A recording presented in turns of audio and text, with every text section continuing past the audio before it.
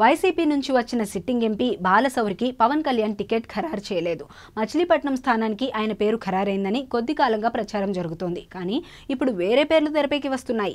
బాలశౌరి విషయంలో పవన్ కళ్యాణ్ ఎందుకో అంత సంతృప్తిగా లేరన్న వాదన వినిపిస్తోంది. అందుకే బాలశౌరి కూడా మచిలీపట్నంలో కార్యక్రమాలు తగ్గించారు. అవనిగడ్డ అసెంబ్లీతో పాటు మచిలీపట్నంకు అభ్యర్థుల్ని పవన్ ఎంపిక చేయాల్సి ఉంది. గ్రీన్కో కంపెనీలో ఓ డైరెక్టర్ పేరును పవన్ పరిశీలిస్తున్నారు. ఇదే గ్రీన్కో కంపెనీలో కాకినాడ వైసీపీ ఎంపీ చలమలశెట్టి సునీల్ కుటుంబానికి నిర్ణయాత్మక వాటా ఉంది. ఇప్పుడు అదే కంపెనీ డైరెక్టర్కు కూటమి తరపున సీటిచ్చే ఆలోచన చేస్తున్నారు.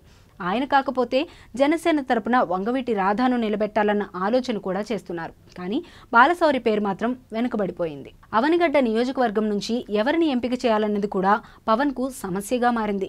టీడీపీ నేత బుద్ధ ప్రసాద్ అనుచరులు తమ నేతకే కేటాయించాలి అంటున్నారు. కానీ జనసేన తరపున ముగ్గురు పోటీ పడుతున్నారు. విక్కుర్తి శ్రీనివాస్ అనే పారిశ్రామికవేత్త వైపు పవన్ మొగ్గు చూపుతున్నారు అంటున్నారు. ఇక్కడ కూడా బాలశౌరి పేరు పరిశీలనలోకి వచ్చినప్పటికీ పవన్ మాత్రం వేరే వాళ్ళని బరిలోకి దించాలని అనుకుంటున్నారట. మరి టికెట్ దక్కకపోతే బాలశౌరి పరిస్థితి ఏంటి?